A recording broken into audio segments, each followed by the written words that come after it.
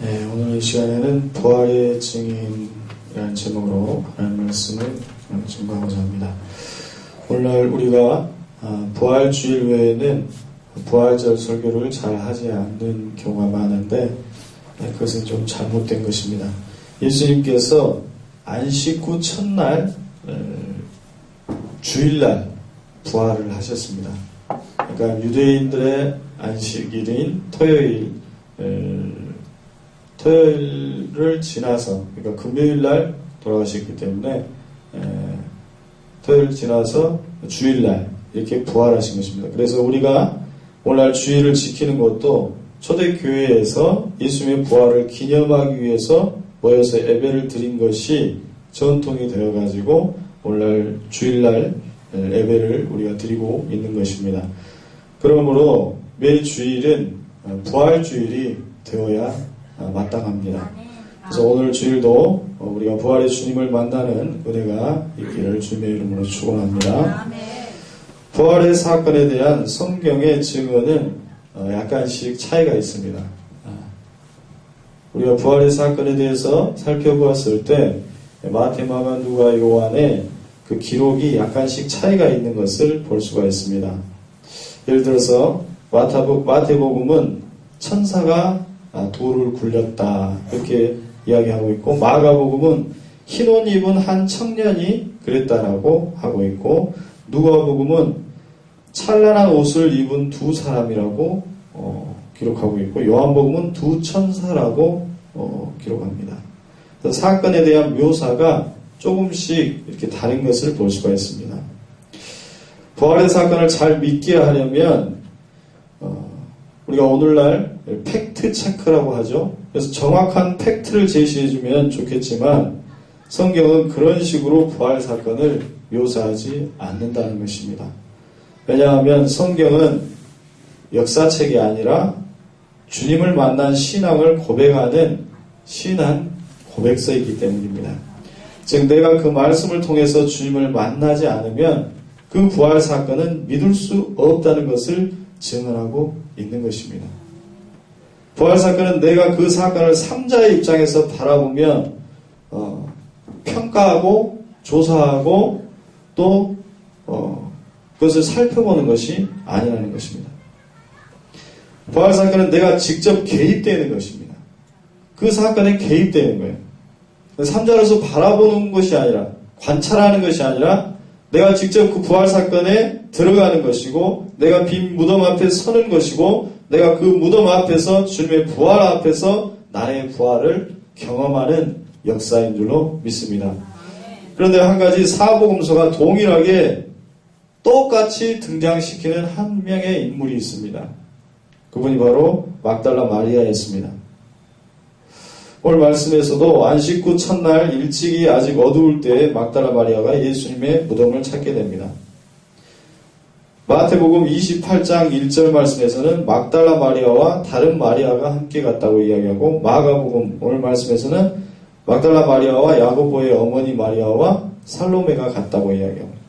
누가복음 24장 1절에서는 새벽의 여자들이라고 말씀하고, 요한복음 20장 1절 말씀에서 유독 막달라 마리아가 새벽 미명에 예수님을 찾아뵙기 위해서, 그 시신에 향품을 바르기 위해서 갔다라고 이야기하고 있습니다. 4개의 복음서 모두에서 예수님의 부활을 만난 첫 증인을 막달라 마리아 그리고 적어도 여인들이라고 말씀하고 있습니다. 이것은 매우 중요한 사실입니다. 왜냐하면 당시의 유대 법정에서 여성의 증언은 증언으로 채택되지 못했습니다. 우리가 예를 들어서 성경 시대에서는 여성과 아이를 숫자를 셀 때 숫자에 들어가지 못했습니다. 그 정도로 여성의 인권, 아이의 인권이 그때 당시만 해도 좀 낮은 편이었어요. 그렇기 때문에 증거로서 효력이 갖지 못했습니다. 증인으로 설 수도 없었습니다. 그럼에도 불구하고 오늘 모든 복음서는 부활의 사건을 기록하는 첫 말씀에서 여성을, 막달라 마리아를 부활의 첫 증인으로 선포하고 있다는 것입니다. 더욱이 막달라 마리아는 오늘 말씀 9절에서 7 귀신이 들렸다가 예수님을 만나고 고침을 받은 여인이었다라고 설명해 주고 있어요. 이것은 굉장히 놀라운 사실이에요. 왜냐하면 부활의 첫 증인을 설명하는 자리에서 막달라 마리아였는데, 막달라 마리아가 만났는데 그 마리아는 7 귀신 들렸다가 예수님이 고쳐준 여인이었다라고 설명하고 있습니다. 이러한 이력이 있는 사람이 증인으로서 더더욱이 효력이 없었을 것이라는 이야기입니다. 여러분, 사실 요한복음에 보면 예수님의 제자들이 무덤에까지 달려옵니다. 그러니까 막달라 마리아가 먼저 예수님의 시선이 사라진 사실을 알게 돼요. 그래가지고 깜짝 놀라가지고 예수님 시선이 사라졌다고 제자들에게 달려가서 제자들에게 이야기합니다. 그래서 베드로와 요한이 그 얘기를 듣고 앞서거니 뒤서거니 하면서 막 뛰어가죠. 그래서 그 빈 무덤을 직접 보았다라고 하는 이야기가 나와 있습니다. 그 말씀에서 이렇게 얘기합니다. 베드로와 요한이 무덤에는 왔지만 따로 객혀있는 옷만 보고 예수님이 사라졌다라고 하는 사실을 깨닫고 다시금 집으로 돌아갔다라고 기록하고 있습니다. 즉, 예수님은 부활하신 다음에 자신의 수제자였던 베드로와 요한이 왔음에도 불구하고 자신의 부활의 현현의 모습을 보여주시지 않았다라고 하는 것입니다. 그들이 돌아간 후에 무덤 한켠에서 울고 있는 마리아에게 예수님은 첫 부활의 현현의 모습을 나타내 보이셨습니다. 제자들은 떠나가버리고 마리아는 예수님 시신이 어디 가버렸다고 무덤 한켠에서 쭈그리고 앉아서 울고 있는 거예요. 그때 예수님이 나타나서 마리아야 라고 불러주셨다는 것입니다.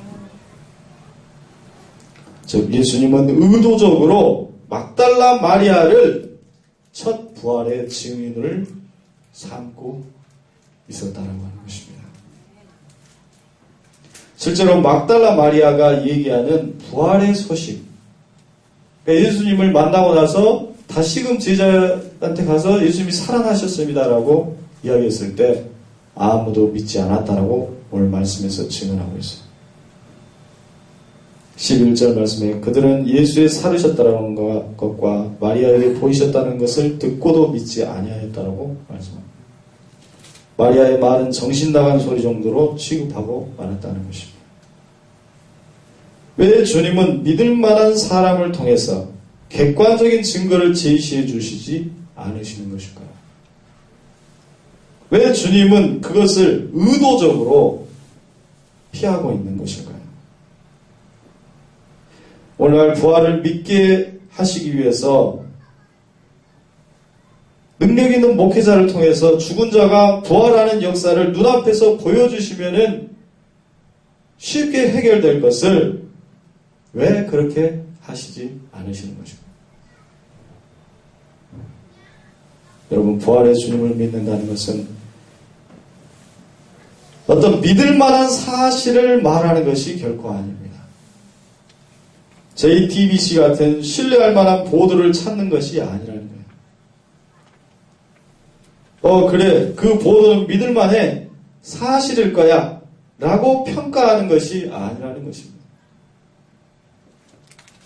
분명한 것은 부활의 주님을 믿는다는 것은 내가 그 부활의 주님을 만나는 것입니다. 나의 인격과 주님의 인격이 빈 무덤 앞에서 만나는 것입니다. 그것을 증언하고 있는 것이죠. 제자들은 예수님의 시신이 없어졌다는 사실을 확인하려고 했기 때문에 주님을 만나지 못했습니다. 그러나 막달라 마리아는 그 빈 무덤 앞에서 나를 사랑하시는 주님을, 내 인생에서 전심으로 나를 인격적으로 대해주셨던, 사람들은 나를 손가락질하고 정신나간 여인이라고 미친 여자라고 손가락질을 하고 있을 때 주님께서는 나를 안아주시고 나를 진심으로 대해주셨다. 그 주님을 만나지 못하고 있음에 슬퍼하며 울고 있었던 것입니다. 그때 주님은 그 마리아를 만나 주셨던 것입니다. 오늘날 종교는, 오늘날 기독교는 무엇을 증언하고 보도하고 있습니까? 예수님이 살아나신 것은 사실이다. 역사적 증거를 봐라. 토리노의 수위를 봐라. 분명히 흔적이 있지 않느냐. 만져봐라. 야, 믿을만 하지 않냐? 죽은 자가 살아나지는 못했어도 이 병이 고쳐지는 것을 봐라. 이 정도면 믿을만 하지 않느냐? 그런 방식으로 부활을 증언합니다. 오늘 일부 기독교의 증언은 성서의 증언에 정확하게 위배되고 있습니다. 오늘 성서의 증언은 분명합니다. 잠언 8장 17절 말씀에 나를 사랑하는 자들이 나의 사랑을 입으며 나를 간절히 찾는 자가 나를 만나리라. 부활의 주님을 믿기를 원하십니까? 주님 앞에 마리아처럼 울며 기도할 수 있기를 바랍니다. 주님을 만나고 싶다고 간절히 찾을 수 있기를 바랍니다. 주님은 그 못자국과 창자국을 우리에게 보여주시고 여러분의 마음의 못자국과 상처자국을 치유해 주실 것입니다. 그리고 여러분의 굳게 닫힌 인생의 돌문도 반드시 열어주실 줄로 믿습니다. 마리아는 안식일에는 움직일 수 없는 상황 때문에 안식일이 끝나자마자 새벽 미명조차 찾아오지 않는 그 시간에 짙은 어둠 속에서 예수님의 무덤을 향해서 달려갑니다. 유대인들은 장례를 칠 때 그 몸에 기름을 바르고 머리카락도 감람류를 발라서 곱게 빚어 단장한 다음에 세마포로 돌돌 말아가지고 무덤에 넣는 장례 풍습이 있었습니다. 그래서 예수님도 실제로 세마포로 둥둥 말아가지고 거기다가 이제 안치를 해놓은 거죠. 근데 예수님이 부활하신 이후에 세마포가 객해 있더라. 그대로 내려앉았다. 그런 말씀이 있죠. 그런데 예수님은 중대한 죄인으로 다뤄졌기 때문에, 로마에서 아주 중대한 죄인으로 다뤄졌기 때문에 대충 시신을 다뤘을 가능성이 농후합니다. 그리고 그 다음날이 안식일이었기 때문에 시신을 대충 처리했을 가능성이 굉장히 컸던 것이죠. 그래서 막달라 마리아는 예수님의 시신에 향품을 제대로 하지 못했다라고 생각했어요. 로마 병정들이 그 시신을 잘 고이 해가지고 향품 다 발라다가 세마포 입혀서 했으리라고 만무하다라고 생각했던 것입니다. 그래서 그것을 자신이 직접 하기 위해서 무덤을 찾아갔던 것입니다. 오늘 말씀 2절에서 막달라 마리아가 안식일이 끝나자마자 예수님 몸을 바르기 위해 향품을 가지고 무덤을 향해서 나갔다고 말씀합니다. 즉 마리아가 그 무덤으로 간 것은 부활의 주님을 만나기 위해서 간 것이 아니었다라고 합니다. 예수님의 시신에 향품을 바르기 위해서 간 것이었습니다. 여러분, 그렇게 마리아의 신앙이 거창하고 대단했던 것이 아니었다라고 하는 것이에요. 지금 마리아의 마음은 단지 주님을 사랑하는 마음으로 시신의 향품을 발라드려야겠다는 그 마음뿐이었습니다. 여러분, 주님은 우리에게 거창한 믿음을 요구하시는 것이 아니에요. 지금 당장 부활의 증인으로 온 세계를 다니면서 부활을 증거하라고 말씀하시지도 않습니다. 단지 주님을 사랑하는 마음으로 고생하는 남편의 발을 마사지해주는 그런 마음을 원하시는 거예요. 아이들이 스트레스 받지 않고 건강하게 자라도록 함께 눈을 마주치며 대화하면서 아이의 마음을 읽어주라는 것입니다. 그리고 사랑한다라고 말해주라는 것입니다. 그 마음으로 이웃을 대하고 그 마음으로 교회를 섬기고 그 마음으로 세상을 살아가라는 것입니다. 마리아는 그런 마음이 있었기에 부활의 첫 증인이 될 수 있었던 것입니다. 그것이 바로 부활의 증인의 삶이라는 것입니다. 여러분, 오늘 꼭 집에 가셔서 남편 발 마사지 꼭 해주시기 바랍니다. 제가 전화로 확인합니다. 다음 주는 바꿔서 남편이 부인 발 이렇게 마사지 해주는 걸로. 미래자매는 승혜 발 마사지 해주고, 한나자매는 엄마 발 마사지 해주고. 할 수 있죠? 제대로 안 해도 돼요. 그 마음이 중요한 거지. 할 수 있죠? 아멘 했습니다. 자, 당시 유대인들의 무덤은 두 가지 형태가 있었습니다. 보통 서민들, 일반 사람들은 평토장을 했어요. 그냥 평토장. 땅에다 그냥 묻는 거죠. 그러나 좀 부유한 사람들은 동굴에 무덤을 만들어서 사용을 했습니다. 산을 파서 만들기도 했고, 자연 동굴이 있으면 그것을 사가지고 가족묘로 쓰기도 했습니다. 그래서 동굴 무덤 그 입구는 이제 사람이 들락날락 할 수 있어야 하기 때문에 큰 돌을 하나 갖다 놓고 그 밑에를 이렇게 홈을 파가지고 열었다 닫았다 할 수 있도록 그렇게 만들었어요. 굴릴 수 있도록. 그래서 예수님이 시신이 놓여있던 무덤은 성경에서 아리마대 요셉이라고 하는 바리새인의 가족묘였습니다. 아리마대 요셉이 예수님 돌아가셨을 때 경건한 유대인이었기 때문에 하나님 나라를 기대하는 유대인이었기 때문에 예수님의 죽음을 보고 뭔가 마음에 이제 감동이 온 거예요. 그래서 빌라도에게 다짜고짜 찾아가가지고 예수님 시신 나에게 달라고 이야기합니다.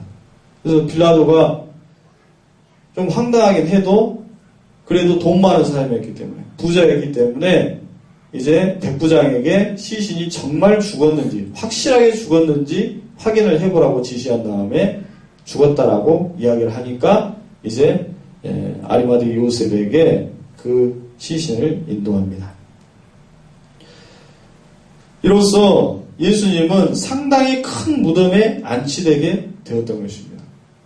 그러니까 일반 평민들이 들어가는 묘가 아니었어요. 가족묘, 동굴 무덤인과 동시에 가족묘이기 때문에 그 앞에 입구에 놓인 돌은 엄청나게 큰 돌이었음에 분명해요.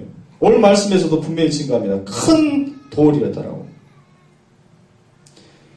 그래서 오늘 말씀에서 마리아는 예수님을 찾아가면서도 무덤 문을 어떻게 굴릴까를 염려해요. 어떻게 그 큰 무덤 문을 굴릴 수 있을까를 걱정하였다라고 기록하고 있습니다. 더욱이 무덤 앞에는 로마 경비정까지 철저히 지키고 있었습니다. 그래서 그 근심이 있었다라고 하는 것을 기록하고 있습니다. 그런데 놀라운 것은 마리아는 걱정은 했지만 가는 것을 포기하지는 않았다는 것입니다. 어떤 이유에서인지 그 무덤이 그냥 굴려질 거라고 생각했던 거예요. 그냥 어떤 식으로든 내가 굴리든지 어떤 방식으로 굴르든지 굴려서 나는 예수님을 만나겠다.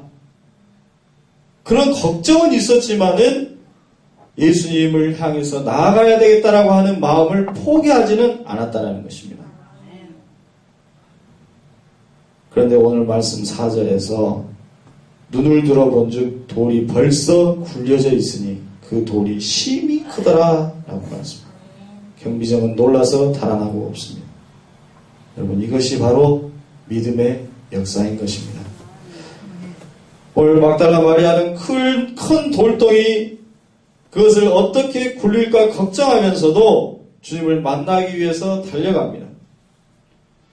우리의 신앙도 마찬가지입니다. 여러 가지 근심이 있습니다. 우리의 삶의 큰 돌덩이를 어떻게 굴려낼까 고민이 됩니다. 고민이 안 될 수 없죠. 내 힘으로는 어떻게 할 수 없을 것 같은데 어떻게 하지라고 하면서 근심합니다. 현실적으로 해결되지 않을 것 같은 문제 앞에서 고민합니다. 그것은 매우 당연한 일입니다. 신앙이 있다고 해서 현실적인 문제를 완전히 떠나서 살아갈 수 있는 사람은 아무도 없습니다. 우리는 그 현실적인 고민을 신앙이라고 하는 이름을 가지고 회피해서는 안 돼요. 도망가서는 안 돼요. 그 문제에 직면해야 하는 것입니다. 고민해야 합니다. 그리고 동시에 기도해야 합니다. 바로 주님 앞으로 나아가야 하는 것입니다. 그 고민 때문에 주님 앞에 나아가는 것을 포기해서는 안 된다는 말씀입니다. 마리아는 현실적인 고민이 있었지만 주님 앞에 나아가는 것을 포기하지는 않았습니다. 주님 앞에 나아가다 보면 어떻게 그 돌문이 열려지겠지, 열 수 있겠지라는 믿음을 가지고 그냥 주님 앞에 나아가는 것입니다. 그 고민을 함께 짊어주시겠지라는 믿음으로 나아가는 것입니다. 여러분, 그렇게 주님 앞에 나아가다 보면 주님이 그 고민을 반드시 함께 짊어주십니다. 그리고 더 가까이 나아가다 보면 그 고민이 해결되어지는 것을, 놀랍게 하나님의 섭리 안에서 해결되어지는 것을 반드시 경험하게 될 줄로 믿습니다. 도저히 열려지지 않을 것 같은 그 큰 돌문이라고 할지라도 주님의 은혜 안에서, 주님의 부활의 능력 안에서 열려지게 될 줄로 믿습니다. 오늘 여러분은 부활하신 주님을 만나기 위해서 지친 몸을 이끌고 주님 앞에 나왔습니다. 여러분의 삶과 가정과 자녀 위에 그 막힌 돌문이 있다고 한다면 주님의 부활의 능력으로, 그 은혜로 열려지는 은혜가 있기를 주님의 이름으로 축원합니다. 지진이 일어났습니다. 하나님의 임재를 상징하는 것입니다. 성경에서 지진이 일어나면 하나님의 임재를 상징합니다. 모세가 시내산 올라갔을 때 지진이 일어났고, 또 사도행전에서 성도들이 함께 기도하니까 지진이 일어나면서 지진이 일어났고, 또 바울과 실레가 감옥 안에서 기도하고 찬양하니까 지진이 일어나면서 바로 감옥문이 열리게 된 거죠. 그러니까 하나님 앞에 나아가고 찬양하고 기도하면은 하나님의 임재를 우리가 경험하게 된다는 말씀인 것입니다. 지진이 일어나며 무덤 문이 열렸습니다. 그러나 마리아는 그것만으로 기뻐하지 않았습니다. 신기해하지도 않았습니다. 놀라지도 않았습니다. 왜냐하면 무덤 문은 열렸지만 그 안에 주님이 계시지 않았기 때문입니다. 마리아가 진정으로 원하는 기적은 사실 돌문이 열리는 것이 아니었습니다. 바로 사랑하는 내 주님, 사랑하는 내 주님을 눈으로 보는 것이었습니다. 그것이 그에게 기적이었습니다. 마리아가 무덤을 찾아간 목적은 돌문이 열리는 기적을 경험하기 위한 것이 아니라 주님을 만나기 위해서 내 사랑하는 주님의 시신에 향품을 바르기 위한 것이었습니다. 여러분의 예배의 목적은 무엇입니까? 문제를 해결받기 위해서 예배에 나오는 것일까요? 아니면 주님을 만나기 위해서 나오는 것일까요? 둘 다 맞습니다. 인간의 삶에서 그것은 분리되지 않습니다. 마리아도 돌문 때문에 걱정하면서 주님 앞에 나아갔습니다. 하지만 그 걱정이 예수님을 만나고자 하는 간절함을 이기지는 못했습니다. 그러므로 분명한 것은, 우리가 먼저 바라봐야 할 것은 바로 문제가 아니라 나를 사랑하는 주님이시라는 것입니다. 그 주님을 바라보고 나아갈 때 문제는 반드시 해결될 줄로 믿습니다. 분명한 것은, 우리가 두려워해야 할 것은 돌문이 크다라고 하는 것, 문제가 크다는 것을 두려워하는 것이 아닙니다. 그것을 두려워할 것이 아니라 내 삶 속에 주님이 느껴지지 않을 때 그것을 바로 두려워해야 할 줄로 믿습니다. 만일 내 삶 속에서 주님이 느껴지지 않는다라고 한다면 주님 앞에 다시금 무릎 꿇을 수 있기를 바랍니다. 주님보다 더 사랑했던 것이 있다고 한다면 그것을 내려놓을 수 있기를 바랍니다. 문제만을 바라봤던 것을 회개하고 돌이킬 수 있기를 바랍니다. 주님은 그 자리에서 반드시 우리를 만나 주실 것입니다. 막달라 마리아는 부활의 첫 증인이 되었습니다. 마리아는 제자들에게 가서 주님이 살아나셨다라고 처음으로 전했습니다. 그런데 놀랍게도 아무도 그 증언을 믿지를 않았습니다. 오늘 말씀은 그렇게 증언하고 있습니다. 아무도 믿지 않았다. 여러분, 하지만 그 마리아의 기쁨은 일각만큼도 감소되지 않았다라고 하는 사실입니다. 그는 주님을 보았고 만났고 체험했기 때문이었습니다. 부활의 증인의 삶이라고 하는 것은 다른 사람들이 그 증언을 믿느냐 안 믿느냐에 의해서 증명되는 것이 아닙니다. 그것이 아니라 내가 주님을 만났고 경험했는가로 인해서 부활의 증인의 삶이 증명되는 것입니다. 증언을 믿게 하시는 분은 내가 아니라 바로 우리 주님이시기 때문입니다. 오늘 우리는 그 부활의 주님을 만난 증인으로서 그 기쁨의 삶을 살아가면 되는 것입니다. 그리고 그 기쁨을 나누면서 내 가정에서, 내 자리에서, 삶의 터전에서, 내 교회에서, 내 이웃과 함께, 내가 만나는 사람들과 함께 그 기쁨을 나누며 살아가면 되는 것입니다. 그 증언을 다른 사람이 믿느냐 안 믿느냐로 내가 괴로워할 필요가 없다는 것입니다. 나는 부활의 증인이다. 그 자존감을 가지고 기쁨으로 살아가면 되는 줄로 믿습니다. 오늘 여기 모인 우리 모두가 그러한 부활의 증인으로 살아갈 수 있기를 주님의 이름으로 축원합니다. 기도하겠습니다. 주님, 오늘 막달라 마리아는 새벽 미명에 주님의 시신의 향품을 바르고자 달려갔습니다. 마리아의 주님을 향한 그 소박하고 작은 사랑으로 인해서 주님은 부활의 첫 증인으로서의 영광을 그에게 얻게 하셨습니다. 주님, 부활의 주님을 만나는 길에는 큰 돌문도 있고 굳센 경비병도 있었지만 더 중요한 것은 소박하게 주님을 만나고자 하는 진실된 마음에 있었음을 오늘 말씀을 통해서 깨닫습니다. 오늘 우리의 삶 속에서도 마찬가지로 큰 돌문과 같은 현실적인 문제들이 놓여 있습니다. 하지만 그 문제보다 주님을 향한 마음이 더 진실되게 하시고 그 마음으로 주님 앞에 나아갈 때 돌문이 열려지는 역사를 우리의 삶 속에서 경험할 수 있도록 축복하여 주시옵소서. 우리가 주님의 부활의 증인으로 살고자 합니다. 내게 주어진 것들 속에서 기뻐하며 감사하며 내 옆에 있는 소중한 사람들을 주님과 같이 사랑하며 살아갈 수 있도록 주님 우리에게 믿음을 더하여 주옵소서. 그리하여 부활의 기쁨이 나에게뿐만 아니라 나와 너 사이에, 나와 우리 사이에 가득 넘치게 되어서 그 부활의 증인으로서의 삶이 증명되어질 수 있도록 주님 축복하여 주시옵소서. 오늘 한 주간의 삶 속에서도 그 부활의 주님과 함께 동행하는 삶이 되게 하여 주실 줄 믿사옵고 감사드리며 예수 그리스도의 이름으로 기도드리옵나이다. 아멘. 우리 다 같이 찬송가